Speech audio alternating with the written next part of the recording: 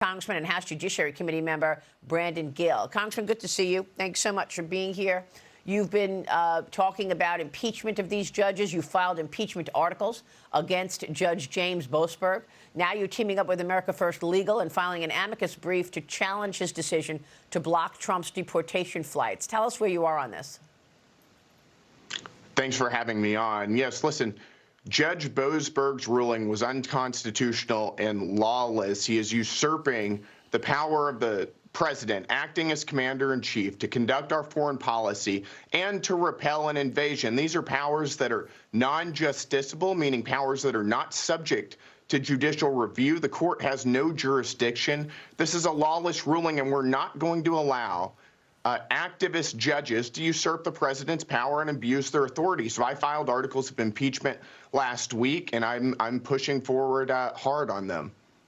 Yeah, I mean, look, we've already heard from the Supreme Court where they said impeachment is not appropriate in this situation, right? So, I mean, do you think the Supreme Court is going to come up with something different? Well, I would love to see the Supreme Court step in quickly. I think the key point here is we've got to move fast. What these judges are doing by tying the president's hand in litigation is effectively nullifying the results of the 2024 election.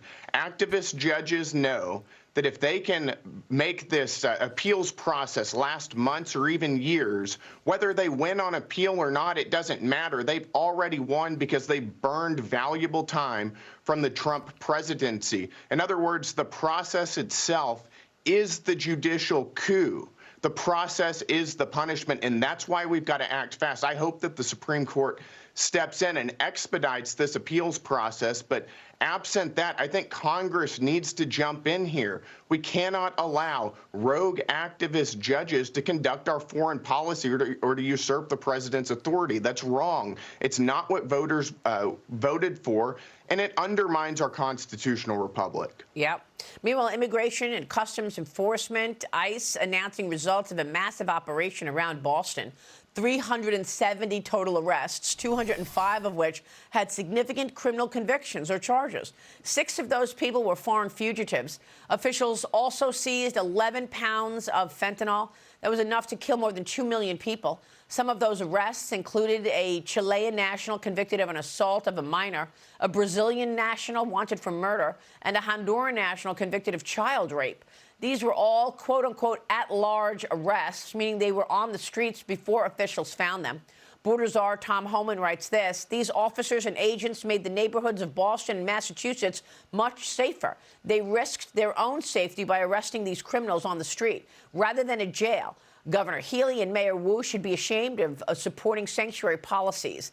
Congressman, you know, it's a situation where you've got these judges trying to stop President Trump, and yet the whole issue at hand, which President Trump is trying to execute here, is supposed to help the people. I spoke with the New York Police Commissioner on Sunday, Jessica Tisch, and here's a situation in New York where it looks like New York is helping ICE and ensuring that they work together to get the bad guys off the streets. Watch this. There's a number of factors that I believe have gone into the record crime declines that we're seeing. Among them, we create zones in the city where we see pockets of violence and disorder, and we flood those zones with cops. New York City and the NYPD have long-standing partnerships with the Department of Homeland Security, with the FBI, with the DEA, task forces that we staff with NYPD cops where we go after criminals regardless of immigration status. I would say that under President Trump, that work has been beefed up to really focus on those task forces on going after criminals. Because the migrant arrests are down, right? I can't give you a number of how many migrants have been arrested in the past or arrested today. It's not something that we track under the laws in New York City. Congressman, your thoughts? This is not the case in Boston, that's for sure. And I do believe migrant arrests are down. So it's partly what they're doing in New York, but it's also partly what President Trump has done. Let's be honest.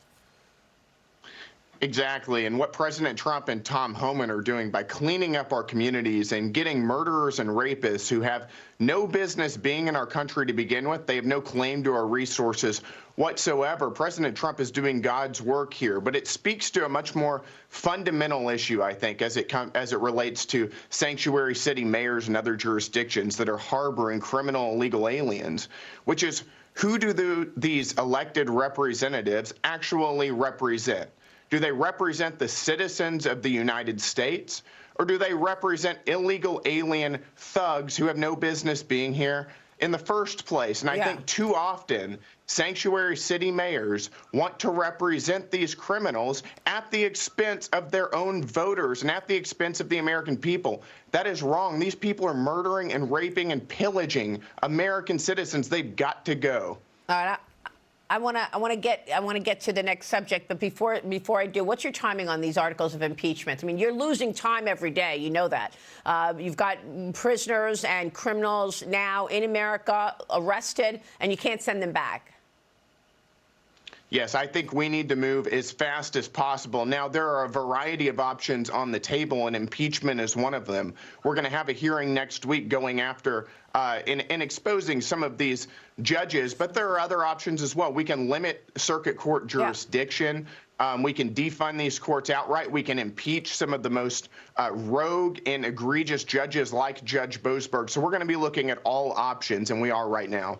Real quick, congressional Republicans working on the budget reconciliation. House Ways and Means Committee member Greg Murphy told me yesterday they're currently writing the tax portion of this bill. But the Committee for a Responsible Federal Budget says extending the Tax Cuts and Jobs Act would add $37 trillion to the debt over the next 30 years. And they're recommending lawmakers limit extensions to the most important and pro-growth elements of this tax code. Bottom line, Congressman, you're on the House Budget Committee. You've got to come up with offsets to ensure these tax cuts get through. Where are you on this? Well, you're exactly right. Whenever many of these agencies look at the impact on the debt long term, they look at the tax cut extensions in a vacuum. And that's not how this is being done. These are being done statutorily in conjunction with spending cuts. But there are a couple problems with their numbers. One is that the CBO chronically underreports the expected pro-growth aspects of tax cuts. In other words, their dynamic scoring undercounts the amount of GDP growth we expect to see from tax cuts. But secondly, they don't take into account the spending cuts. And we have to have spending cuts statutorily for these tax cuts to go through as part of reconciliation. It's true. The president always reiterates that as well. Don't forget growth. You've got to put that into your scoring as well. Congressman, we'll be watching your work on this. Thanks so much for joining us this morning. Brandon Gill there today.